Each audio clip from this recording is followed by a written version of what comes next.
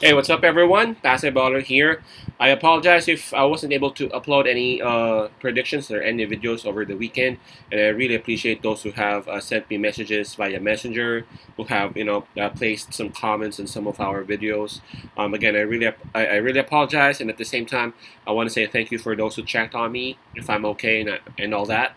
There were just really some personal slash family matters going on. I wasn't even at home the entire Saturday. So on Sunday, I just had to do what I had to do with some, again, with some family matters. But anyway, here I am. And again, thank you. And I'm really sorry for those who waited for the videos over the weekend. But here we are right now. So it's March 6th, 2023. We got like 6 games for today. So let's kick things off by talking about this first game. This will be between Boston Celtics and the Cleveland Cavaliers. That'll happen at around 7 o'clock p.m. Eastern Time. That's going to be 8 o'clock a.m. here in Manila.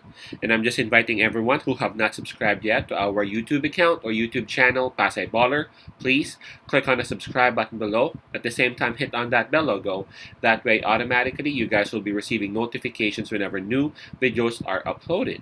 All right, so here we go. Let me just go ahead and check on the spread because there have been some changes since the initial spread was launched. Right now, hold on. Right now, it is at minus 3.5. Again, that's minus 3.5, and that's actually given towards the home team, the Cleveland Cavaliers. And before we proceed, let's check on the standings and the rankings of both teams, both belonging to the Eastern Conference. So for Boston Celtics, they are number 2 with a record of 45 wins and 20 losses, while for Cleveland Cavaliers, they are at number 4 with a record of 40 wins and 26 losses. All right, so here we go. Cleveland Cavaliers, they would have the home court advantage on this. In terms of fatigue, Cleveland Cavaliers would also have the advantage. We all know that Boston Celtics had a game last night. Not only that, Boston Celtics went on double OT. That was against my New York Knicks, and they actually lost against the Knicks. I was very happy watching that game. So, Cleveland Cavaliers, they are well rested. Not only that, Boston Celtics must be really tired. Now, in terms of momentum, Cleveland Cavaliers also got the advantage. They are coming off a win, while Boston Celtics approaching this game, they are on back-to-back losses. Now, let's check on the forms. Well, if we take a look at the forms, both teams are actually having 6 wins out of their last 10 games. But still, we got to give the advantage towards Cleveland Cavaliers because they are coming off a win. Let's take a look at the availability of the players and the health of both teams.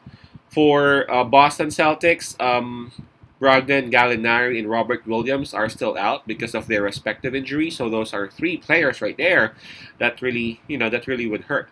Now for Cleveland Cavaliers, Donovan Mitchell is listed as probable. So the likelihood of him suiting up and playing is actually high.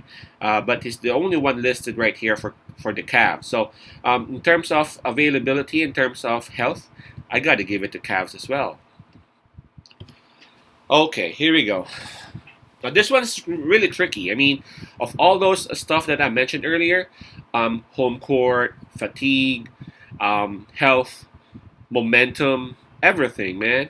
Cleveland Cavaliers got the advantage, and I already explained why. Um, but this one's tricky, really tricky. I mean, I just can't believe if I would go against Boston Celtics and I'm taking the minus. You know what I'm saying? Boston Celtics is still Boston Celtics for me, unless of course they wouldn't have Tatum or they wouldn't have Brown, and that's a different scenario right here. But right, I mean right there. But here they still have those 3. They still have their 3. The ones that they won't have would be Brogdon, Robert Williams, and call this Gallinari. Well, of course those would sting, but still they got the big 3. I'm really torn, to be honest. Torn between these 2 teams. Cleveland Cavaliers, I love the Cavs. I love the bigs, of course, and Boston Celtics. It's not like I'm a fan, but I got a lot of respect to this Boston Celtics team.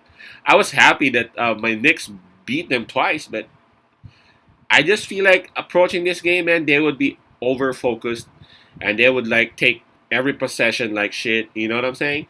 They've been embarrassed by the New York Knicks like in like a week. They've been beat by the Knicks by like twice.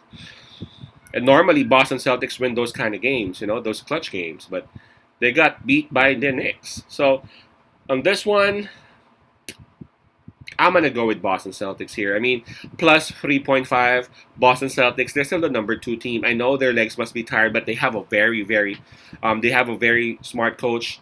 I'm pretty sure that they would have something up on their sleeve.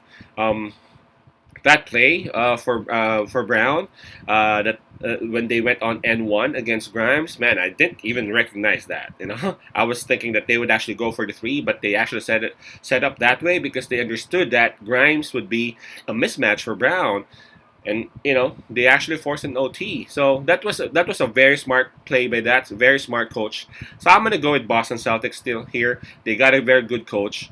They still have their big three. They still have Horford. I know they are tired. I recognize that. That's double OT. But man, I think they would still be able to at least keep this one close. Highly likely Cleveland Cavaliers may win because of, again, the advantages that I mentioned, but I think this one would be close. So my pick would be Boston plus 3.5. Again, that's Boston Celtics plus 3.5. I can't even believe that I'm saying that it's Boston plus. Normally it's Boston minus, right? So again, that's Boston plus 3.5. Peace out, pass I love, and God bless.